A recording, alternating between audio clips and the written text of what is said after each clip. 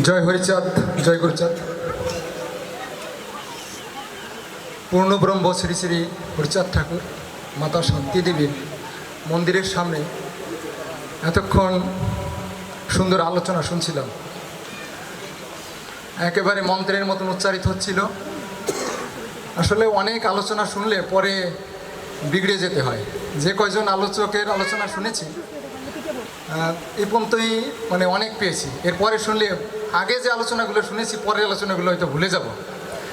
কিন্তু আমার চিন্তা ভাবনা এটা যে এর পরবর্তীতে যে সময় আপনারা আলোচনা নিয়ে আসবেন, আমি এখানে শ্রী হরসিত সরকার মহোদয়ের বক্তব্য শুনেছি, প্রফেসর উত্তম বিশ্বাসের বক্তব্য শুনেছি, শৈলেন্দার বক্তব্য শুনেছি। এনারা এত জানে, এনাদের যদি একদিনও সময় দেওয়া হয় তাহলে এনারা একদিন একটা আসর রাখতে পারে। এনারা এত জানে, একেবারে মন্ত্রের মতন খুব সুন্দর করে শুনছিলাম। উপস্থিত এই সবার শ্রদ্ধাভাজন সভাপতি, মান্যবর প্রধান অতিথি এবং বিদগ্ধ আলোচকবৃন্দ, সম্মানিত অতিথিবৃন্দ, সামনে উপবিষ্ট আমার ঠাকুরের ভক্তবৃন্দ, সকলের শ্রীচরণে প্রণতি জানাচ্ছি। আসলে যে সময় অনুষ্ঠান শুরু হওয়ার কথা আমি তারপরে এসেছি। আমি হরিচাঁদ গুরুচাঁদ উচ্চ বিদ্যালয়ের প্রতিনিধি হিসাবে এখানে এসেছি। আপনাদের ঠাকুরের প্রতিষ্ঠান, এই প্রতিষ্ঠানটা বাংলাদেশে হরিচাঁদ গুরুচাঁদ ঠাকুরের নামে প্রথম প্রতিষ্ঠান। চান্দার বিলের একেবারে জনাকীর্ণ বিলের ভিতরে এই প্রতিষ্ঠানটা চক্রুলে গ্রামে প্রতিষ্ঠিত এবং এখনও এই বছর একটা রাস্তা হচ্ছে। সেই রাস্তাটা হয়তো আরও 3-4 মাস সময় লাগবে। এর আগে পায়ে হাঁটা এবং নৌকোই একমাত্র অবলম্বন ছিল। আপনারা হয়তো বরমপাল্টা, শানপুকুরের চক্রুলে, বড়খোলা, পাথরগ্রাম, বড়ইভিটা, রাধানগর এই সমস্ত জায়গায় গিয়ে থাকবেন। এই জায়গাতেই আপনাদের প্রতিষ্ঠানটা অবস্থিত।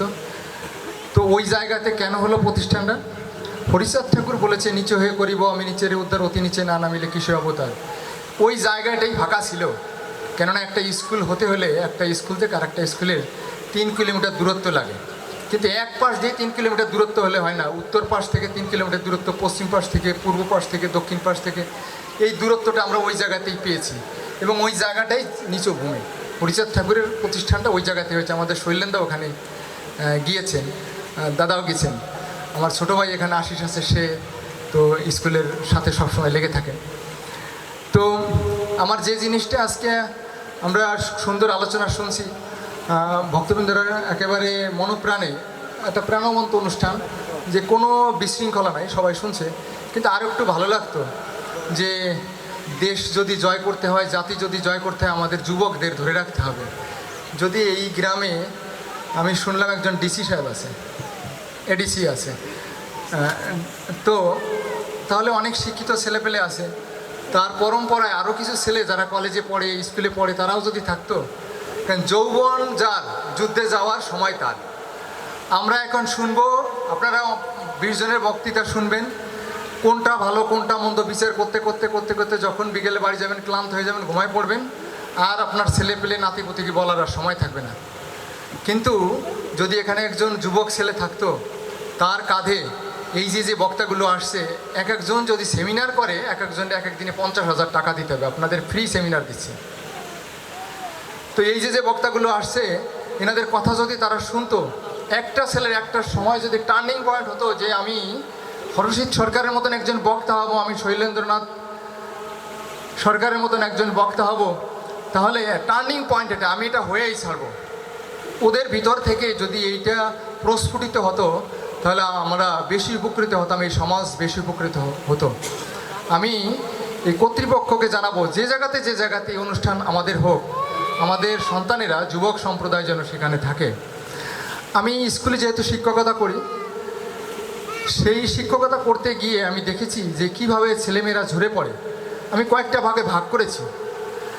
যে আমার এবছর 23 জন ছেলেমেয়ে এসএসসি পরীক্ষা দেবে। তা আমাদের যখন 6-এ ভর্তি হয়, তখন 53 জন বা 54 জন ছেলেমেয়ে ভর্তি হয়েছিল। সেখান থেকে ঝরে পড়তে পড়তে 23 জনে আসছে। তো তার ভিতরে প্রথম যে ফার্স্ট বয় ছিল, সে ইন্ডিয়া চলে গেছে। সেখানে গিয়ে একটা স্কুলের ফার্স্ট বয়, বারাসাত। পরবর্তীতে আমার 6টা মেয়ে ছিল, সেই মেয়ে 6টার বিবাহ হয়ে গেছে। এই 1 বছরের ভিতরে। যে 7 নম্বর যে মেয়েটা ছিল, যেদিনকে আমি টেস্ট পরীক্ষার রেজাল্ট দিই, ওই দিনকে তার ওই দিনকে সে ফার্স্ট হয়েছে টেস্ট পরীক্ষা, ওই দিনকেই তার বিয়ে হয়েছে। তো আমার বাড়িতে আমি 20টি আম গাছ লাগাইছি, গোপালগঞ্জ থেকে আম গাছ কিনে এনেছি। তো ওই যার কাছ থেকে কিনে এনেছি বলছে, ভাই 2 বছর পর্যন্ত আমের যখন গুটি আসবে তখন ভেঙে দিয়ে। তা আমি সব গাছের গুটি ভেঙে দিয়েছি, কিন্তু একটা গাছের গুটি আমি ভাঙিনি, দেখি এই গাছটা কী হয়। তো ওই গাছটা গুটি আসছে, পরবর্তীতে 4টে আম রয়েছে। তাই ওই 4টে আম অনেক বড় বড় হয়েছে ওই বছর। কিন্তু এখন পর্যন্ত আমার সব গাছে আম হয়, অনেক গাছগুলো বড় হয়েছে, কিন্তু ওই গাছটা আর বড় হয় না। কেননা ওই গাছটাকে নাবালক অবস্থায় ওই গাছটাকে তাকে গর্ভধারণ করানো হয়েছে। আমার একটা নাবালক সন্তানের যদি বিবাহ হয়, সে যদি গর্ভধারণ করে, সে সমাজকে কিছু দিতে পারবে না, তার সন্তানকে কিছু দিতে পারবে না। সে সমাজ আজকে সেই যে ফার্স্ট মেয়েটা, সেই মেয়েটা আজকে আমার দেরি হয়েছে এই কারণে আমাদের আজকে বিদায় অনুষ্ঠান ছিল ছাত্রছাত্রীদের। তার বিয়ে হয়েছে বেন্নাবাড়ি, তাকে আমরা খবর দিচ্ছি যে সেজন্য এই অনুষ্ঠানটা আসে। সেই মেয়েটা বাড়ি বসে কান্নাকাটি করছে, কিন্তু তার যে কোনো পারিবারিক সিস্টেমে সে আজকে অনুষ্ঠানটা আসতে পারে না, তার বন্ধুবান্ধবদের সে মিস করছে।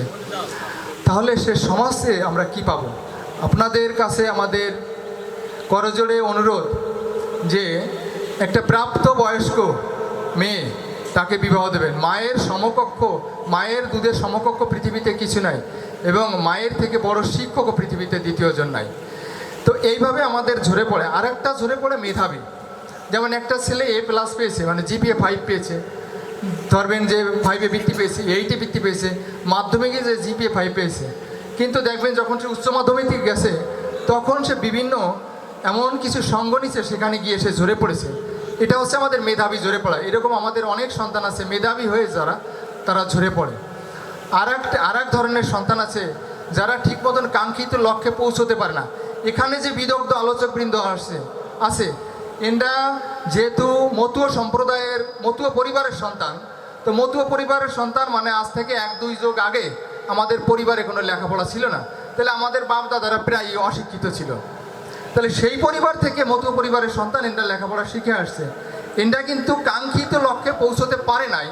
এর অর্থ হচ্ছে সমাজ থেকে ওরা সেই সাপোর্টটা পায়নি। গুরুচাঁদ ঠাকুর কিন্তু বলে গেছে যে আমাদের পাশের ঘরে যে সন্তানটা আছে তাকে সহযোগিতা করতে হবে, কিন্তু আমাদের এখানে যারা বিদগ্ধ আলোচক, বিদগ্ধ প্রফেসর বা যারা ইঞ্জিনিয়ার, আমাদের ডাক্তার, যারা ম্যাজিস্ট্রেট, যারা ADC, তারা কিন্তু সমাজ থেকে সেই সাপোর্টটা পায় নাই।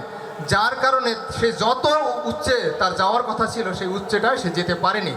আমাদের সেই জায়গাতেও আমাদের একটু কথা বলতে হবে যে যেন তারা কাঙ্ক্ষিত লক্ষ্যে পৌঁছতে পারে। আমাদের সেরকম জ্ঞানী ছেলে দরকার। যে কীরকম জ্ঞানী ছেলে? যে গুরুচাঁদ ঠাকুরকে জিজ্ঞাসা করছে ভক্তরা, বাবা একজন ভক্ত আসে তোমার কাছে যখন কান্নাকাটি করে, তুমি তার কথা বলার আগে তুমি বলে যাও তার এই সমস্যা নিয়ে এসছে, তুমি কি অলৌকিক কিছু জানো? বলে, না বাবা আমি তো অলৌকিক কিছু জানি না, আমি আমার জ্ঞান থেকে বুঝি, ওর চেহারা দেখে বুঝি যে ওর এই সমস্যা আছে।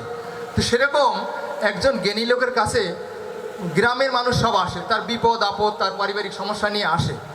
আসার পরে জিজ্ঞাসা করে, ঠাকুর আমি এখান থেকে কিভাবে মুক্তি পাবো, বা বাবু আমি এখান থেকে কিভাবে মুক্তি পাবো। সে কিছু পরামর্শ দেয়, সেখান থেকে সে মুক্তি পায়। কিন্তু ওই গ্রামের একজন চালাক মানুষ, সে দেখছে যে এই লোকটা যা বলে দেয় সেই কাজটাই যদি সেই পরিবারে করে তাতেই তার মুক্তি হয়, দেখে আমি ওই লোকটাকে পরীক্ষা করি। তখন ওই লোকটাকে পরীক্ষা করতে গেছে, ডিম থেকে কেবলমাত্র একটা বাচ্চা বের হয়েছে। এই বাচ্চাটা নিয়ে গেছে, যে বলছে যে আমি আপনাকে পরীক্ষা করতে আসছি, আমার হাতের মুঠে একটা কেবলমাত্র ডিম থেকে একটা বাচ্চা বের হয়েছে, বাচ্চাটা তাজা না মরা আপনার বলতে হবে। তখন উনি জ্ঞানী লোকটা দেখছে আমি যদি তাজা বলি তাহলে ও চাপ দিয়ে মেরে ফেলবে, ও আমাকে মরা বাচ্চাটা দেখাবে। আর যদি আমি মরা বাচ্চা বলি তাহলে ও আমাকে তাজা বাচ্চাটা দেখাবে। তাহলে আমি এতদিন মানুষকে যত কথা বলেছি সব কথাই ভুল প্রমাণিত হবে। তাহলে উত্তরটা হচ্ছে যে ও তাকে বললো, এটা তোমার নিজের ইচ্ছা, তুমি বাচ্চাটাকে, তোমার হাতে বাচ্চাটা আছে, বাচ্চাটাকে তুমি বাঁচাতেই পারো, বাচ্চাটাকে তুমি মারতেও পারো। ইভেন আমাদের প্রত্যেকটা মানুষের, আমার জীবনটা আমার কাছে, আমার এই জীবনটাকে আমি বাঁচাইতে পারি, আমি আমার জীবনটাকে মারতে পারি। আমাদের সকলেরই কাঙ্ক্ষিত লক্ষ্যে পৌঁছতে হবে। সেক্ষেত্রে আমাদের কাজটাকে, আমাদের যেমন একজন নাবালিক, এখানে যে কজন আমার মায়েরা বসে আছে মন্ত্রের মতন কথা শুনছে, এখানে হয়তো 99% মাকে জিজ্ঞাসা করবেন তার নাবালিক অবস্থায় বিবাহ হয়েছে। তাহলে একজন নাবালিকা যদি সে গর্ভধারণ করে, সে সন্তান প্রসব করে, সন্তানকে অনেক কম দিতে পারে। সেক্ষেত্রে আমরা চাইব যে একটা পরিপুষ্ট মা সমাজে আসুক, সেই পরিপুষ্ট মা একটা সুসন্তান জন্ম দিক, যে সন্তানটা গুরুচাঁদের আদর্শে অনুপ্রাণিত হয়ে আমাদের সমাজকে কিছু বিলিয়ে দিক, যা আমরা চাই। তো আমরা যে এই যে নমসূত্র আমাদের গুরুচাঁদ ঠাকুর চণ্ডাল থেকে আমাদের নমসূত্র করে গেছে, আমাদের নমসূত্রদের দেখেন কত চিন্তা ভাবনা, আমাদের কত দুর্বলতা। দেখবেন যে আমাদের কোনো এক বক্তা, আমার মনে নেই, এক বক্তা বলে গেছে যে ব্রাহ্মণরা 100 বছর চিন্তা করে, আমরা একদিনে চিন্তা করি। আমাদের শ্রী হরসিদ্ধ সরকার মহোদয় বলে গেছেন। তো আমি এই কথাটা কোট করছি যে উনি এই কথাটা রাইট কথা বলেছেন যে ব্রাহ্মণরা 100 দিনে চিন্তা করেন। আমি যখন টিভি চলে আমি দেখি যে এই টিভিটার কে প্রযোজক ছিল, কে পরিচালক ছিল, আমি এগুলো দেখি, তার ভিতরে আমার নমসূত্রে কয়জন আছে এটা আমি মেজারমেন্ট করি। ইন্ডিয়া থেকে আমাদের কম। তো আমরা এই যে 100 বছরের চিন্তা, এটা আমরা করতে পারি না।